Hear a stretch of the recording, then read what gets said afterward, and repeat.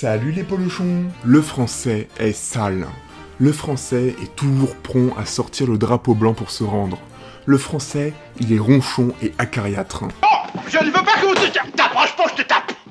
Qu'est-ce que vous dites? Bref, vous l'avez compris, nous les Français, on est les plus grands producteurs de stéréotypes. Et vous savez dans quoi d'autre on est les premiers? On est également les premiers consommateurs par habitant de vin, de fromage et de beurre. Eh mais attends, c'est quoi ce truc? Je comprends plus rien. On est deuxième pour le vin? Mais attends, c'est qui le premier alors? Oui, enfin bon, le Vatican, avec leurs 800 habitants, en majorité des hommes et d'un certain âge, avec aussi très peu d'enfants et de femmes, c'est plutôt faussé quand même comme discours. Donc non, oui, on est les premiers, ok, même pour le vin. Le beurre, on en consomme en France plus de 8 kilos par habitant, là où les Riquins, les Rital et les Ruskoff, ils sont à 2,5 kg par habitant, pour vous donner une idée. Quasiment 4 fois moins. Et c'est vraiment à se demander qu'est-ce qu'on fout tout ce beurre là? J'ai déjà rencontré un gars qui m'a dit qu'avant de courir une compétition, il évitait les frictions, vous savez là, les frictions en courant que les gens peuvent avoir avec du sang qui coule. Et bah le gars il évitait les frictions sur les tétons en s'appliquant du beurre dessus, avant la course. J'espère juste que le mec un jour il s'est pas trompé et qu'il a pas mis du beurre salé quoi. En vrai en France on cherche toujours un moyen de se différencier, parce que je pense qu'on est trop semblables, et que c'est pas drôle quoi, donc y a pas de compète. Donc on a la team pain au chocolat et la team chocolatine, on a la team sac et la team poche, on a quoi d'autre? On a aussi les régions qui se font la bise à gauche et d'autres qui se font la bise à droite, il y a la France du vin et il y a la France au nord de la bière, bref, il y en a plein. Mais par contre c'est difficile de trouver une division plus importante que celle du beurre. La France elle est déchirée. Une partie préfère mettre du sel dans son beurre, tandis que l'autre préfère le manger doux. Donc, je suis pas là pour juger, hein, parce que de toute façon, de toute manière, il n'y a pas à juger. Tout le monde sait que, objectivement, le beurre salé, c'est tellement supérieur au beurre doux. Mais bref, je suis pas là pour juger. On est là pour comprendre.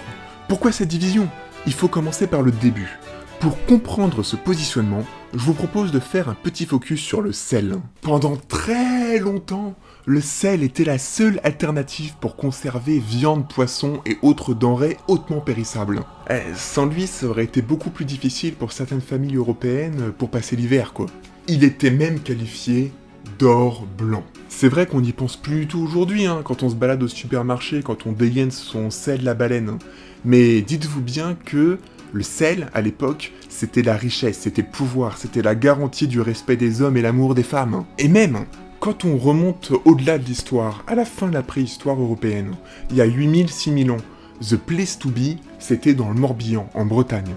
Tous les signes sont là pour indiquer une certaine prospérité qui a duré des millénaires.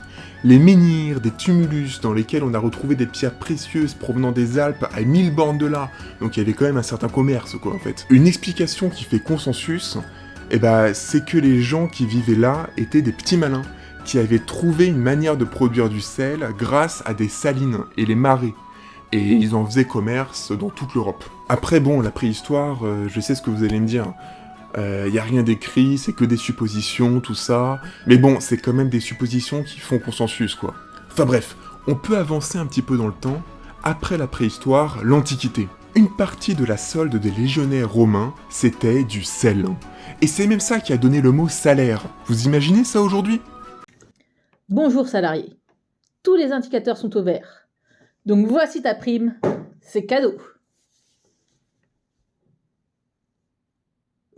Je peux le mettre sur le CET? Tu peux t'en servir pour aller chasser des rats dans Paris et les conserver. Bah merci. Ensuite, passons de l'Antiquité au Moyen-Âge. Vous vous doutez bien qu'un produit aussi précieux que le sel, ça allait attirer la convoitise des plus puissants. C'est ainsi qu'au Moyen-Âge est arrivée une taxe sur le sel, la gabelle. Et elle a pris de nombreuses formes, en fonction des époques et des territoires, mais l'objectif était toujours le même. Taxer le sel. C'est sûr que pour le coup, là, il ratissait large.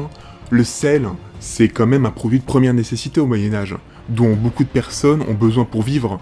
Si vous voulez, c'est un petit peu comme si nous, on mettait aujourd'hui une surtaxe sur l'essence, quoi. Vous imaginez le bordel?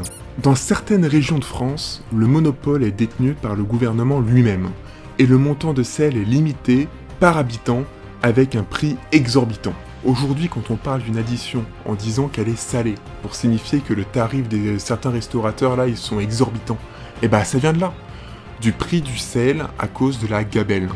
Quand une transaction contenait du sel, on savait très bien que ça allait revenir très cher. La France a donc été décomposée en différents pays.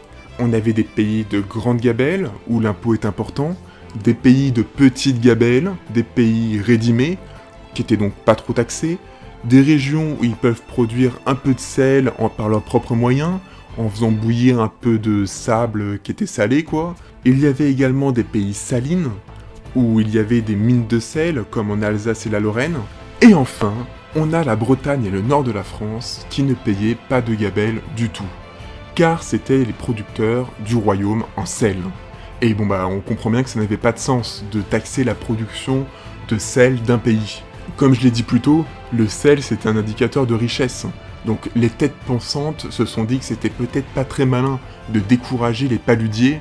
Les paludiers, c'est ceux qui tiennent les marais salants, de produire le sel qui faisait la richesse du royaume. Ça a donné des différences de prix énormes. Dans les faits, le sel était plus de 15 fois moins cher en Bretagne que dans les pays de haute gabelle. Sous Louis XVI, des centaines de familles tenaient grâce à la contrebande. Et leur terrain de chasse, c'était d'essayer de passer la Vilaine pour rejoindre le Maine afin de refourguer leur sel en faisant une jolie plus-value. La gabelle, elle a été supprimée à la Révolution française, mais elle a été rétablie quelques années plus tard par Napoléon.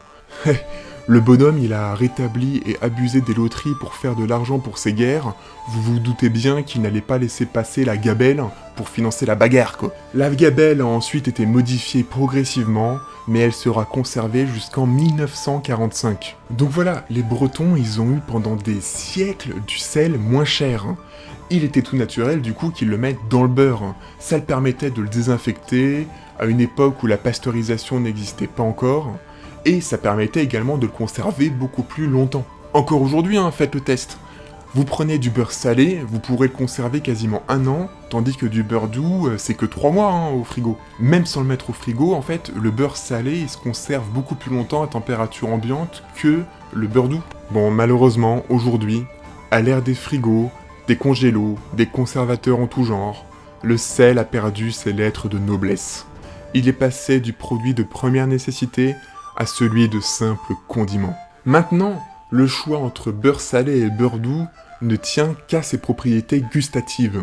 Bon, et aussi à l'habitude de consommation que nos aïeux nous ont transmis. Personnellement, moi, j'adore mettre du beurre doux avec mon fromage, qui est déjà un produit très salé, vous comprenez, vous en conviendrez.